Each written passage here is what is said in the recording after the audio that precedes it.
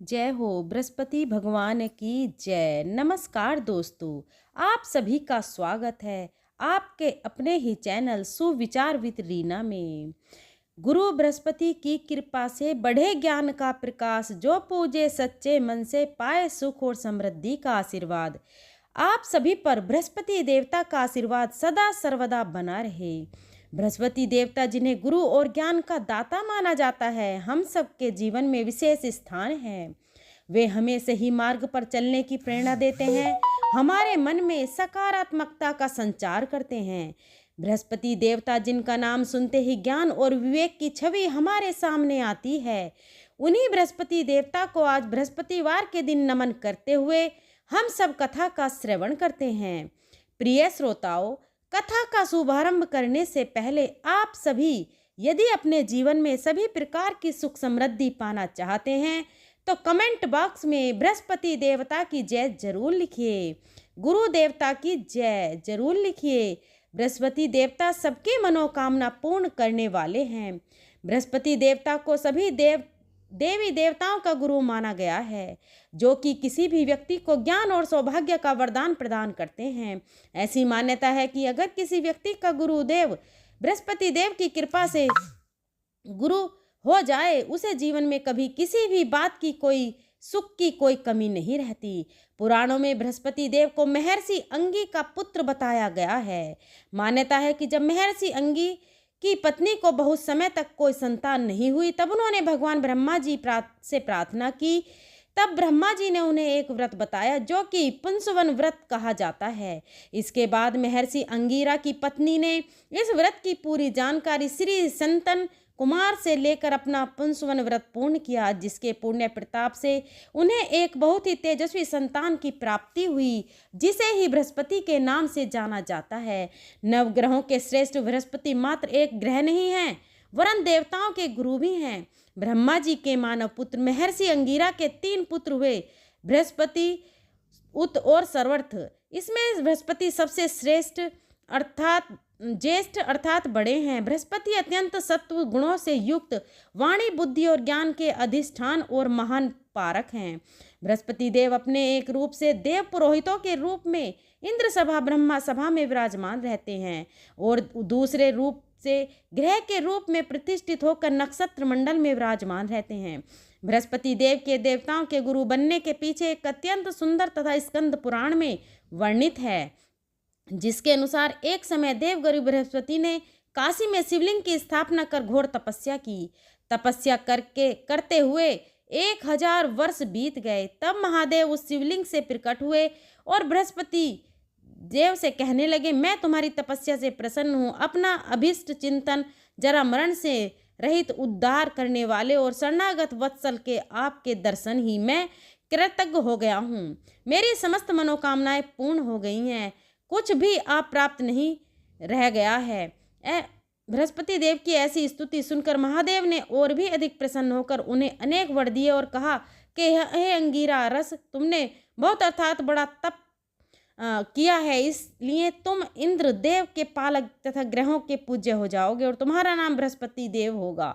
महादेव ने आगे कहा, हे ग्रह शक्ति और विद्वान हो, इसलिए तुम्हारा नाम वासिचपति भी होगा। जो प्राणी तुम्हारे द्वारा स्थापित इस बृहस्पति संवर लिंग की आराधना करेगा और तुम्हारे द्वारा की गई स्तुति का पाठ करेगा, उसे मनोवांछित फल प्राप्त होगा तथा ग्रह जनित कोई अन्य बाधा उसे पीड़ित नहीं करेगी। इतना कहकर महादेव ने सभी देवताओं को बुलाकर बृहस्पति जी को देवाचार्य तथा देवगुरु के पद पर प्रतिष्ठित कर दिया। बृहस्पति देव व्रत की पौराणिक कथा के अनुसार प्राचीन काल की बात है, भारतवर्ष में एक राजा राज्य करता था। वह बड़ा प्रतापी और दानी था। वह नित्य प्रति मंदिर में भगवान के शिव दर्शन करने जाता। वह ब्राह्मण और गुरुजी की सेवा किया करता था। उसके द्वारा से कोई भी याचक निराश होकर नहीं लौटता था। वह प्रत्येक गुरुवार को व्रत रखता और पूजन करता तथा हर दिन गरीबों की सहायता करता था, परंतु यह सब बात उसकी रानी को अच्छी नहीं लगती थी। वह न तो व्रत करती थी और न ही किसी एक को एक भी पैसा दान करती थी। राजा से ऐसी करने को मना किया करती थी। एक समय की बात है कि राजा शिकार खेलने वन में चले गए थे। घर पर रानी और दासी थीं। उसी समय बृहस्पति भगवान साधु का रूप धारण करके राजा के दरवाजे पर भिक्षा मांगने आए। साधु ने रानी से भिक्षा मांगी तो वह कहने लगी, हे साधु महाराज, मैं इस दान और पुण्य से तंग आ गई हूँ। इस कार्य के लिए तो मेरे पति ही बहुत हैं। अब आप ऐसी कृपा करें कि हमारा सारा धन नष्ट हो जाए और मैं आराम से रह सकूं। साधु रूपी बृहस्पति देव ने कहा, हे देवी, तुम बड़ी ही विचित्र हो। संतान और धन से कोई दुखी नहीं होता, इसको तो सभी चाहते हैं। पापी भी पुत्र और धन की इच्छा करता है। अगर तुम्हारे पास धन अधिक है तो भूखे मनुष्यों को भोजन कराओ, प्याऊ लगवाओ, ब्राह्मणों को दान दो, धर्मशालाएं बनवाओ, कुआं, तालाब, बावड़ी, बगीचे आदि का निर्माण कराओ तथा कुंवारी कन्याओं का विवाह कराओ और यज्ञ आदि करो। इस प्रकार के कर्मों से आपके कुल और आपका नाम परलोक में सार्थक होगा और स्वर्ग की प्राप्ति होगी। किंतु रानी साधु की इन बातों से खुश नहीं हुई। उसने कहा, हे साधु महाराज, मुझे ऐसे धन की बिल्कुल आवश्यकता नहीं जो अन्य लोगों को दान दे दूं या जिसका रखने और संभालने से ही मेरा समय नष्ट हो जाए। तब साधु ने कहा, हे देवी, अगर तुम्हारी ऐसी ही इच्छा है तो जैसा मैं कहूँ बताता हूँ वैसा ही तुम करना। बृहस्पतिवार के दिन घर को गोबर से लीपना, अपने केसों को पीली मिट्टी से धोना, राजा से कहना वह दाढ़ी कटवाए, भोजन में मांस, मदिरा, कपड़ा खाना, कपड़ा धोबी के यहाँ धुलने देना। इस प्रकार 7 बृहस्पतिवार करने से तुम्हारे सब धन नष्ट हो जाएगा। ऐसा कहकर साधु महाराज रूपी बृहस्पति देव अर्थात अंतर ध्यान हो गए। रानी ने साधु के अनुसार 7 बृहस्पतिवार तक ही करने का विचार किया। साधु के बताए अनुसार कार्य करते हुए केवल 3 बृहस्पतिवार ही हुए थे कि उसकी सारी संपत्ति नष्ट हो गई। भोजन के लिए दोनों समय परिवार तरसने लगा तथा सांसारिक सुखों से दुखी रहने लगा। तब वह राजा रानी से कहने लगा, हे रानी, तुम यहाँ पर रहो, मैं दूसरे देश जाता हूँ, क्योंकि यहाँ पर मुझे सभी मनुष्य जानते हैं, इसलिए मैं यहाँ कोई काम नहीं कर सकता। मैं परदेश जा रहा हूँ, वहाँ कोई काम धंधा करूँगा, शायद हमारा भाग्य बदल जाए। ऐसा कहकर राजा परदेश चला गया और वह जंगल से लकड़ी काट कर लाता और शहर में बेचता। इस समय इस तरह जीवन व्यतीत करने लगा। उधर राजा के बिना रानी और दासी दुखी रहने लगे कि किस दिन भोजन मिलता था और किसी दिन नहीं, जल पीकर ही रह जाती थी। एक बार रानी और दासियों को 7 दिन तक बिना भोजन के रहना पड़ा तो रानी ने अपनी दासी से कहा, हे दासी, यह पास ही के नगर में मेरी बहन रहती है, वह बड़ी धनवान है, तो उसके पास जाओ और वहां से 5 सिर बेजर मांग कर लिया, जिससे कुछ समय के लिए गुजारा हो जाएगा। दासी रानी की बहन के पास गई। रानी की बहन उस समय पूजा कर रही थी। दासी ने रानी की बहन से कहा, हे रानी, मुझे आपकी बहन ने भेजा है, मुझे 5 सेर बेजर दे दो। दासी ने यह बात अनेक बार कही, परंतु रानी की बहन ने कोई उत्तर नहीं दिया, क्योंकि उस समय वह बृहस्पति देव की कथा सुन रही थी। जब दासी को रानी की बहन से कोई उत्तर नहीं मिला तो वह बहुत दुखी हुई, उसे क्रोध भी आया। वह लौटकर रानी से बोली, हे रानी, आपकी अपनी बहन तो बहुत ही घमंडी है, वह तो छोटे लोगों से बात ही नहीं करती। मैंने उससे बहुत बार कहा, लेकिन उसने कोई उत्तर नहीं दिया। मैं वापस चली आई। रानी बोली कि दासी, इसमें कोई दोष नहीं, जब बुरे दिन आते हैं तब कोई सहारा नहीं देता, अच्छे बुरे का पता भी विपत्ति में ही लगता है। अब तो जो ईश्वर की इच्छा होगी वही होगा, यह सब बातें हमारे भाग्य का दोष हैं। उधर रानी की बहन ने सोचा कि मेरी बहन की दासी आई थी, परंतु मैं उससे नहीं बोली, इससे वह दुखी हुई होगी। अतः कथा सुनकर और विष्णु भगवान का पूजन समाप्त कर वह अपनी बहन के घर आई और कहने लगी, बहन, मैं बृहस्पतिवार का व्रत कर रही थी, तुम्हारी दासी हमारे घर गई थी, परंतु जब तक कथा पूरी नहीं होती तब तक कथा हम लोग नहीं उठते हैं और ना ही बोलते हैं, इसलिए मैं नहीं बोली। कहो दासी, क्यों गई थी? रानी बोली, बहन, हमारे घर अनाज नहीं था, वैसे तुमसे कोई बात छिपी नहीं है, इस कारण मैंने दासी को तुम्हारे पास 5 सेर बेजर के लिए भेजा था। रानी की बहन बोली, बहन देखो, बृहस्पति भगवान सबकी मनोकामनाएं पूर्ण करते हैं, शायद तुम्हारे घर में अनाज रखा है। यह सुनकर दासी घर के अंदर गई। वह उसे एक घड़ा बेजर का मिल गया। उसे बड़ी हैरानी हुई, क्योंकि उसने एक एक बर्तन देख लिया था। उसने बाहर आकर रानी को बताया। दासी अपनी रानी से कहने लगी, हे रानी, देखो, वैसे हमको जब अन्न नहीं मिलता तब हम रोज व्रत ही करते हैं। अगर इनसे व्रत की विधि और पूछ ली जाए तो हम क्या करेंगे। दासी के कहने पर रानी ने अपनी बहन से बृहस्पति व्रत के बारे में पूछा। उसकी बहन ने बताया, हे रानी, बृहस्पतिवार को सूर्योदय से पहले उठकर स्नान करके बृहस्पतिवार का व्रत करना चाहिए, लेकिन उस दिन सिर नहीं धोना चाहिए। बृहस्पतिवार के दिन चने की दाल और मुनक्का से विष्णु भगवान का केले के वृक्ष का जड़ से पूजन करें तथा दीपक जलावें। उस दिन एक ही समय भोजन करें। भोजन पीले खाद्य पदार्थ का करें और कथा अनुसार इस प्रकार करने से भगवान प्रसन्न होते हैं, अन्न पुत्र धन देते हैं, मन का पूर्ण करते हैं। व्रत और पूजन की विधि बताकर रानी की बहन अपने घर लौट गई। रानी और दासी दोनों ने निश्चय किया कि बृहस्पति देव भगवान का पूजन जरूर करेंगे।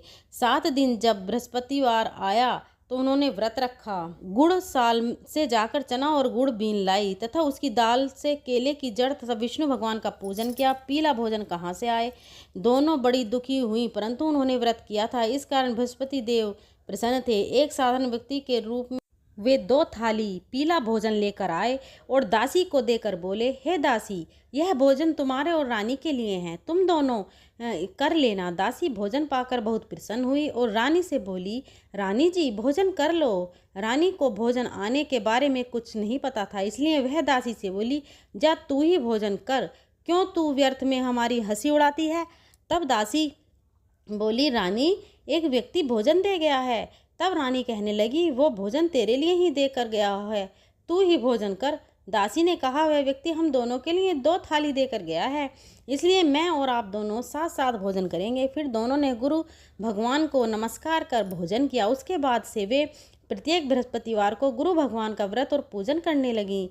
बृहस्पतिवार भगवान की कृपा से उनके पास धन हो गया, परंतु रानी फिर पहले की तरह आलस्य करने लगी। तब दासी बोली, देखो रानी, तुम पहले भी इसी प्रकार आलस्य करती थी, तुम्हें धन रखने में कष्ट होता था, इस कारण सभी धन नष्ट हो गया। अब गुरु भगवान की कृपा से धन मिला है तो तुम्हें फिर आलस्य होता है। बड़ी मुसीबतों के बाद हमने यह धन पाया है, इसलिए हमें दान पुण्य करना चाहिए। तुम भूखे मनुष्यों को भोजन कराओ, प्याऊ लगवाओ, ब्राह्मणों को दान दो, कुआं तालाब बावड़ी आदि का निर्माण कराओ, मंदिर पाठशाला बनवा कर दान दो, कुंवारी कन्याओं का विवाह करवाओ, धन को शुभ कार्यों में खर्च करो, जिससे तुम्हारे कुल का यश बढ़े और स्वर्ग प्राप्त हो और पितर भी प्रसन्न हो। दासी की बात सुनकर रानी ने इसी प्रकार के कर्म करने प्रारंभ कर दिए, जिससे उनका काफ़ी यश फैलने लगा। एक दिन रानी और दासी आपस में विचार करने लगी कि न जाने राजा किस दशा में होंगे, उनकी कोई खोज खबर नहीं है। उन्होंने बृहस्पति देव से प्रार्थना की और तब भगवान ने रात्रि में राजा को स्वप्न में कहा, हे राजा, उठ, तेरी रानी तुझको याद करती है, अब अपने देश को वापस लौट जा। राजा प्रातःकाल उठकर जंगल से लकड़ियां काट करके लाने के लिए जंगल की ओर चल पड़ा। जंगल से गुजरते हुए वह सोचने लगा, रानी की गलती से उसे कितने दुख भोगने पड़े। राजपाट छोड़कर उसे जंगल में रहना पड़ा। जंगल में लकड़ियां काटकर उन्हें बेचकर गुजारा करना पड़ा।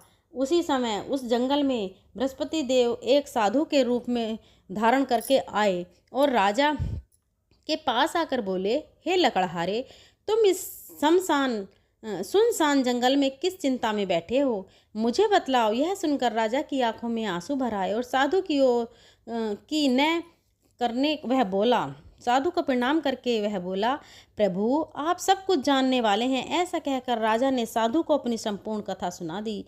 महात्मा दयालु होते हैं। वे राजा से बोले, हे राजा, तुम्हारी पत्नी ने बृहस्पति देव के प्रति अपराध किया था, जिसके कारण तुम्हारी यह दशा हुई। अब तुम किसी प्रकार की चिंता मत करो, भगवान तुम्हें पहले से ही अधिक धन देंगे। देखो, तुम्हारी पत्नी ने बृहस्पतिवार का व्रत करना प्रारंभ कर दिया है।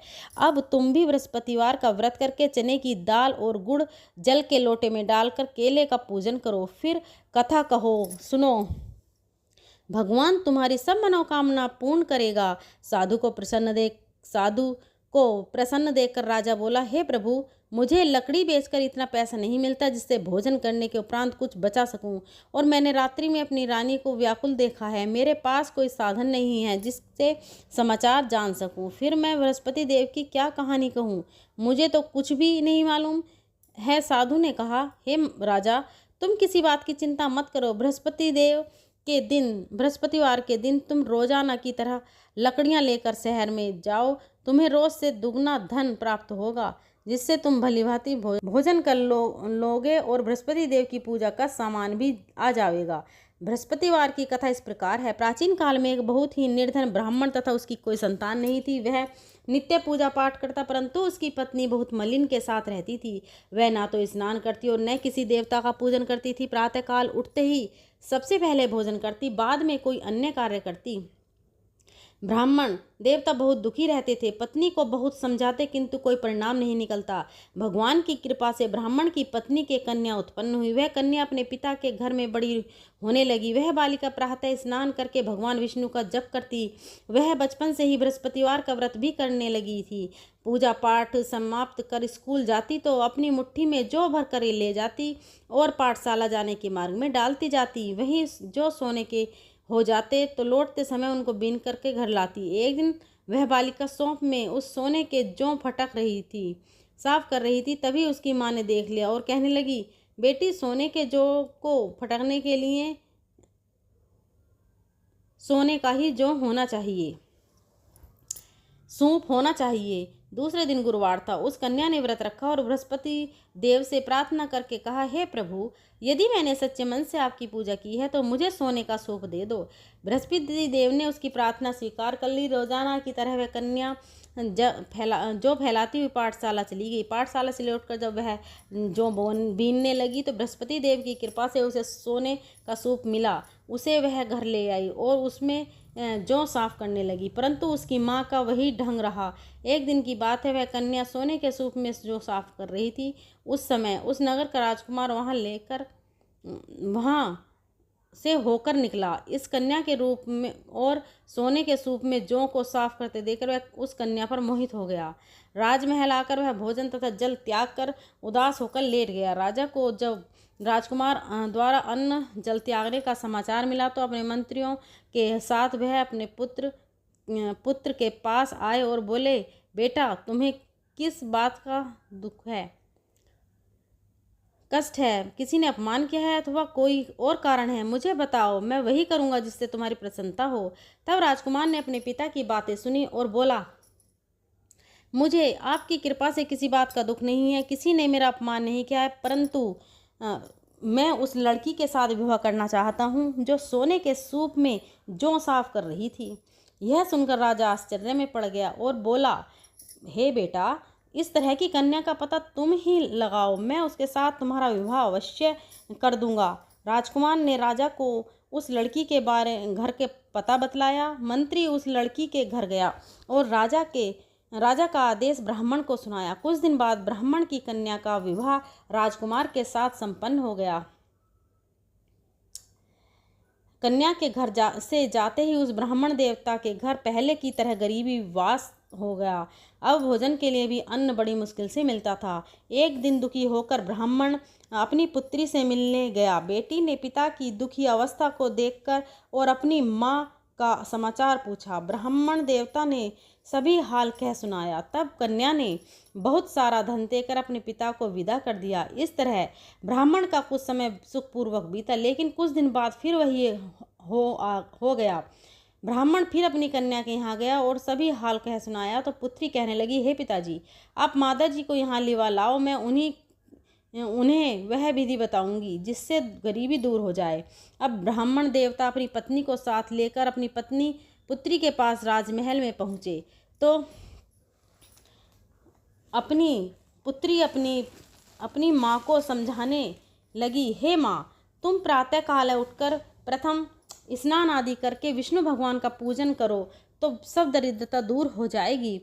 परंतु उसकी माँ ने उसकी एक बात नहीं मानी। वह प्रातःकाल उठकर अपनी पुत्री का बच्चा जूठा खा लेती थी। एक दिन उसकी पुत्री को बहुत गुस्सा आया। उसने रात कोठरी से सारा सामान निकाल दिया और उसमें अपनी माँ को बंदी बंद कर दिया। प्रातः उसमें से निकाला और स्नान आदि करा के पूजा पाठ करवाया तो उसकी माँ की बुद्धि ठीक हो गई। इसके बाद वह नियम से पूजा पाठ करती और प्रत्येक बृहस्पतिवार को व्रत करने लगी। इस व्रत के पुण्य प्रभाव से उसकी माँ भी बहुत धनवान हो गई और बृहस्पति देवता के प्रभाव से स्वर्ग को गई। वह ब्राह्मण भी सुख पूर्वक इस लोक का सुख भोग कर स्वर्ग के प्राप्त हुए। इस तरह यह कहानी साधु महाराज वहाँ से लोप हो गए। धीरे धीरे समय बीतने लगा। फिर बृहस्पतिवार का दिन आया। राजा जंगल से लकड़ी काटकर किसी शहर से में बेचने गए।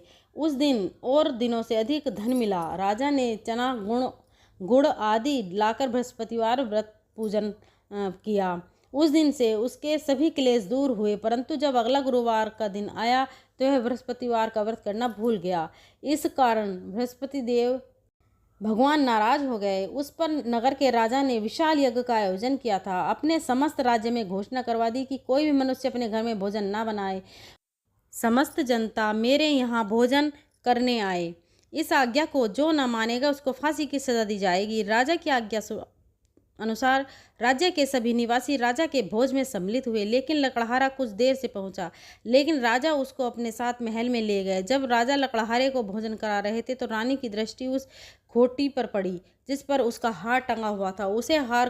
उसे हार खोटी पर लटका दिखाई नहीं दिया। रानी को निश्चय हो गया कि मेरा हार उस लकड़हारे ने चुरा लिया है। उसी समय सैनिक बुलवाकर उसको कैद खाने में डलवा दिया। जब लकड़हारा कारागार में पड़ गया तो वह बहुत दुखी होकर विचार करने लगा कि न जाने कौन से पूर्व जन्म के कर्म मुझे यह भुगतने पड़ रहे हैं।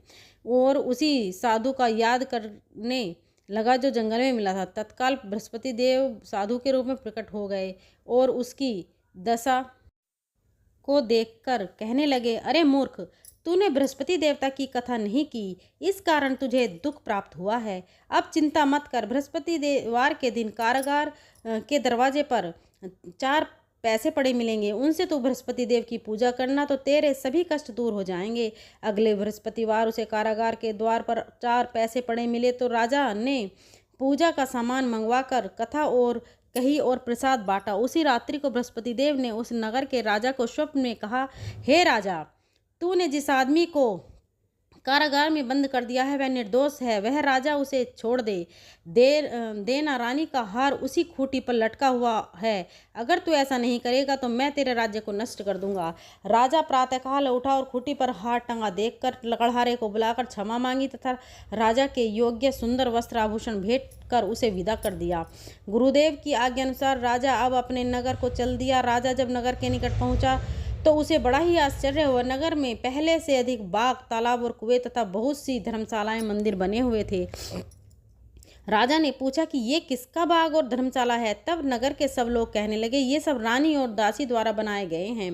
राजा को आश्चर्य हुआ और गुस्सा भी आया। जब रानी ने खबर सुनी कि राजा आ रहे हैं तो उसने अपनी दासी से कहा, हे दासी, देख राजा हमको कितनी बुरी हालत में छोड़ गए थे। वह हमारी ऐसी हालत देखकर लौट न जाएं, इसलिए तू दरवाजे पर खड़ी हो जा। रानी की आज्ञा सुनकर दासी दरवाजे पर खड़ी हो गई। जब राजा आए तो उन्हें अपने साथ महल में लिवा लाई। तब राजा ने क्रोध करके अपनी तलवार निकाली और पूछने लगा, बताओ यह धन तुम्हें कैसे प्राप्त हुआ। तब रानी ने बताया, हमें यह धन बृहस्पति देव के व्रत के प्रभाव से प्राप्त हुआ है। आज राजा ने तब निश्चय किया कि 7 रोज बाद तो सभी बृहस्पति देव का पूजन करते हैं, परंतु मैं रोजाना दिन में 3 बार कथा कहा करूँगा तथा रोज व्रत किया करूँगा। तब हर समय राजा के दुपट्टे में चने की दाल बंधी रहती तथा दिन में 3 बार वह कथा कहता।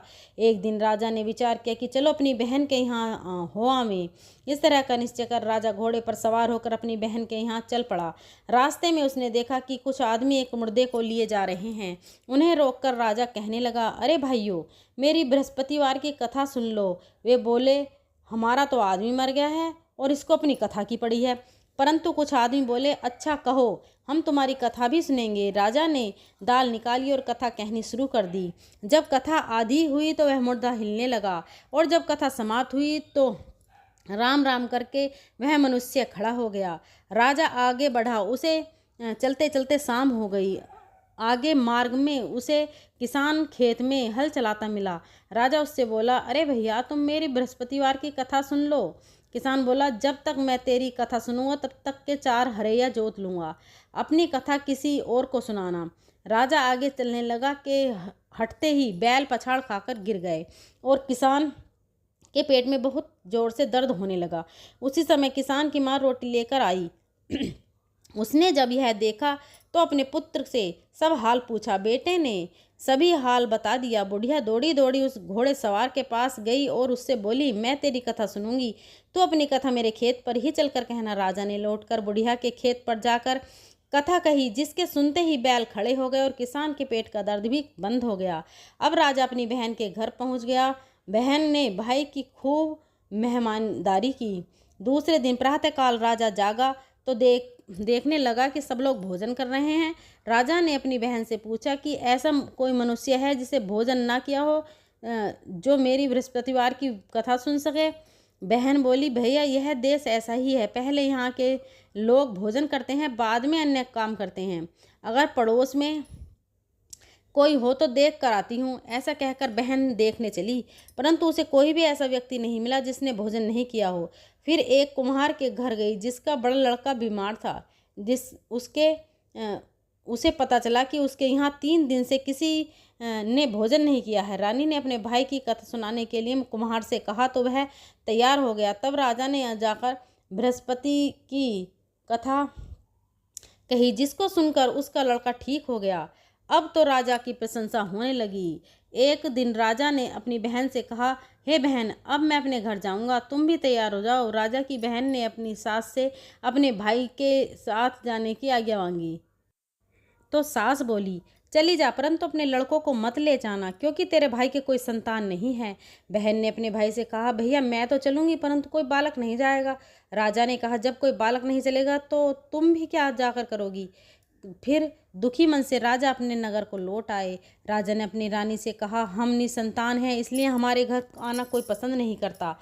हम निर्वंश राजा हैं। ऐसा कहकर वह बिना भोजन आदि किए से सैया पर लेट गए। रानी बोली, हे बृहस्पति, भगवान हमें सब कुछ दिया है, वे हमें संतान भी अवश्य देंगे। उसी रात बृहस्पति देव ने राजा को स्वप्न में कहा, हे राजा, उठ, सभी सोच त्याग दे, तेरी रानी गर्भ से है। राजा को यह जानकर बड़ी प्रसन्नता हुई। 9वें महीने रानी के गर्भ से एक सुंदर पुत्र पैदा हुआ। जब रानी की बहन ने यह शुभ समाचार सुना तो वह बहुत खुश हुई तथा बधाई लेकर अपने भाई के यहाँ आई। तभी रानी ने कहा, घोड़ा चढ़कर तो नहीं आई, गधा चढ़ी आई। राजा की बहन बोली, भाई, मैं इस प्रकार ना कहती तो तुम्हें संतान कैसे मिलती। बृहस्पति देव ऐसे ही हैं, जिसके मन में जो कामना रहती है सभी को पूर्ण करते हैं।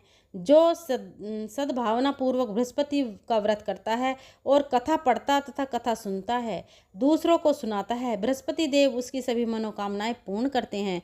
बृहस्पति देव उनकी सदैव रक्षा करते हैं। जो संसार में सद्भावना और सच्चे मन से बृहस्पति देव का पूजन करते हैं, उनकी सभी मनोकामनाएं उसी प्रकार पूर्ण होती हैं जैसे रानी और राजा ने बृहस्पति देव की कथा का गुणगान किया। उनकी सभी इच्छाएं बृहस्पति देव के पूर्ण की। मनुष्य को हृदय से उनका मनन करते हुए जयकार करनी चाहिए। प्रेम से बोलिए, बृहस्पति देवता की जय।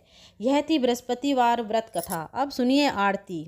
ओम जय बृहस्पति देवा, स्वामी जय बृहस्पति देवा, छिन्न छिन्न भोग लगाऊं, कदली फल मेवा। ओम जय बृहस्पति देवा, तुम पूर्ण परमात्मा, तुम अंतर्यामी, स्वामी तुम अंतर्यामी। जगत पिता जगदीश्वर, जगत पिता जगदीश्वर, तुम सबके स्वामी। ओम जय बृहस्पति देवा, चरणामृत निज निर्मल, सब पातक हरता, स्वामी सब तक हरता। सकल मनोरथ दायक, सकल मनोरथ दायक, कृपा करो भरता। ओम जय बृहस्पति देवा, तन मन धन अर्पण कर जो जन शरण पड़े। स्वामी जो जन शरण पड़े, प्रभु प्रकट तब होकर, प्रकट तब होकर द्वार खड़े। ओम जय बृहस्पति देवा, दीन दयाल दयानिधि भगतन हितकारी। स्वामी भगतन हरि पाप दोष सब हरता, पाप दोष सब हरता, भव बंधन हारी। ओम जय बृहस्पति देवा, सकल मनोरथ दायक सब संशय तारो। स्वामी सब संशय तारो, विषय विकार मिटाओ, विषय विकार मिटाओ, संतन सुखकारी। ओम जय बृहस्पति देवा, जो कोई आरती तेरी प्रेम सहित गावे। स्वामी प्रेम सहित गावे, ज्येष्ठ आनंद बंद सो निश्चय ही पावे। ओम जय बृहस्पति देवा, ओम जय बृहस्पति देवा, ओम जय बृहस्पति देवा। छिन्न छिन्न भोग लगाऊं, कदली फल मेवा। ओम जय बृहस्पति देवा। बोलो बृहस्पति भगवान की जय। दोस्तों, अगर वीडियो पसंद आई हो तो वीडियो को लाइक एंड शेयर करें और अपने ही चैनल सुविचार विद रीना को सब्सक्राइब करें। अगर बोलने में कोई त्रुटि हो तो क्षमा करें। मिलते हैं अगली वीडियो में। धन्यवाद।